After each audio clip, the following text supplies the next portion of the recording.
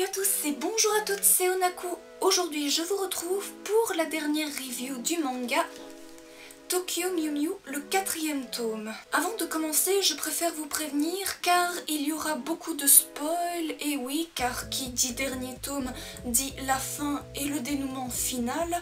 Alors si vous n'avez pas encore lu le manga, du moins du début jusqu'à la fin, je vous invite à quitter la vidéo et sincèrement je ne veux pas vous dégoûter de la série. Sur ce, c'est parti! Pour résumer, Ichigo et Aoyama profitaient d'un rendez-vous en amoureux jusqu'au moment où Kishu décide de jouer les troubles fêtes et enlève Ichigo. Pendant ce temps, Taruto et Pai étaient eux en train de semer le chaos au Mew Mew Café. Aoyama, retrouvant Ichigo pour la sauver des griffes de Kishu, et c'est à ce moment-là où la réponse que Ichigo se posait depuis bien un moment est enfin arrivée. Aoyama et le Chevalier d'Azur ne sont en réalité qu'une seule et même personne. Se transformant sous ses yeux, il parvint à sauver Ichigo. Une fois libéré, Ichigo s'en allant pour rejoindre ses coéquipières au Mew Mew Café pour chasser les aliens. Mais une fois la mission accomplie, il y avait quelque chose de bizarre qui se dessinait. Et c'est à ce moment-là qu'un dôme se forma au-dessus de la ville de Tokyo, mettant ainsi la ville sous cloche d'une chaleur extrême, et les aliens pendant ce temps, sont toujours occupés avec le Chevalier d'Azur, qui disent qu'il est en réalité l'élu qui fera ressusciter leur maître Deep Blue. Lui expliquant les raisons pour lesquelles il n'a pas connu ses véritables parents, Aoyama revit ses souvenirs les plus anciens. Et en effet, Aoyama repensa à sa haine envers l'humanité, jusqu'au jour où il a rencontré Ichigo qui lui a redonné un peu de confiance en cette espèce qui, tout comme les aliens, Aoyama méprise pour tout le mal qu'ils font à la nature et aux animaux. Et c'est à cet instant qu'Ichigo arriva pour retrouver Aoyama et lui demander de se joindre à l'équipe pour résoudre le problème de ce mystérieux dôme. De leur côté, les Mew Mew devaient trouver une solution pour détruire le dôme, dont laquelle même l'armée est impuissante pour détruire le dôme. Et la clé à ce problème est presque toute trouvée. C'est d'utiliser le Mew Aqua pour annihiler le dôme. Encore faudrait-il le trouver, et il était caché dans les égouts de Tokyo. Et c'est Zakuro qui trouva le Mew Aqua et l'utilisa pour détruire le dôme. Seulement, la partie était loin d'être terminée car le Chevalier d'Azur commençait à se sentir dans un état second et à réfléchir sur ce que les aliens lui ont dit, et le moment fatidique tomba. Le Chevalier d'Azur se tordit de douleur, se coucha au sol et instantanément il devient Deep Blue.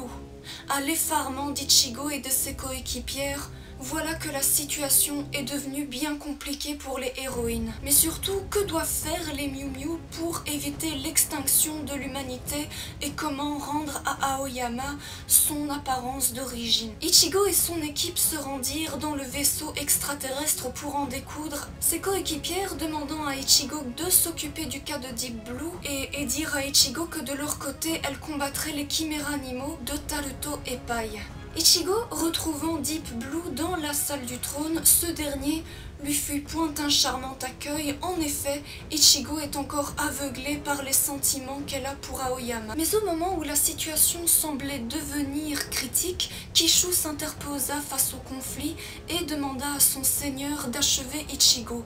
L'autorisant donc, ne tarda pas à le trahir et de vouloir tuer son maître. Mais Kishu se fit transpercer par l'épée du Deep Blue et est ainsi projeté aux pieds d'Ichigo.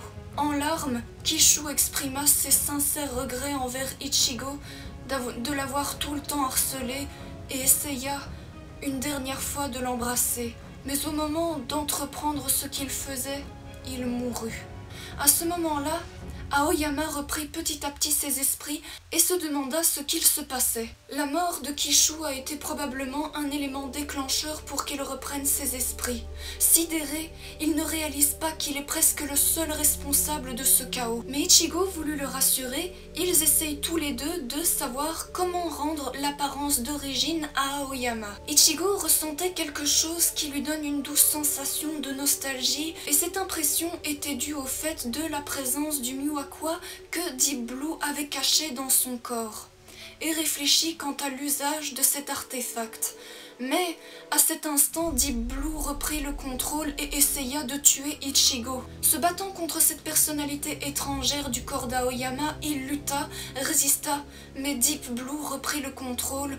Du moins, c'est ce qu'il pensait quand l'esprit d'Aoyama sortit du corps de Deep Blue et prit son épée et tua non seulement Deep Blue, mais également lui-même pour sauver sa dulcinée. Ne pouvant se résoudre à le perdre, Ichigo utilisa un des derniers fragments du Myu-Aqua et son pouvoir pour ainsi ramener à la vie Aoyama. Une fois de s'être réveillé, Aoyama prit Ichigo dans ses bras et regagna la terre ferme auprès des Miu-Miu, mais aussi les aliens, à présent devenus gentils. Essayant de la réveiller, Aoyama et ses amis comprirent qu'elle avait sacrifié sa vie pour Aoyama.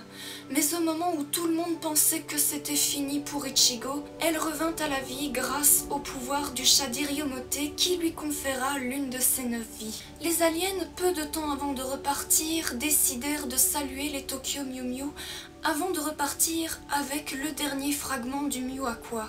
Ce que je trouvais assez mignon, c'est quand Pudding avouait ses sentiments à Taruto avant qu'il ne parte, et Kishu, comprenant que l'élu du cœur d'Ichigo est et restera Aoyama, il lui donna un dernier bisou sur la joue avant de s'en aller. Le quotidien reprit pour Ichigo et ses coéquipières. Seulement Aoyama dit à l'autre jour à Ichigo qu'il partira dans quelques mois en Angleterre pour étudier comment faire avancer l'écologie dans la société humaine.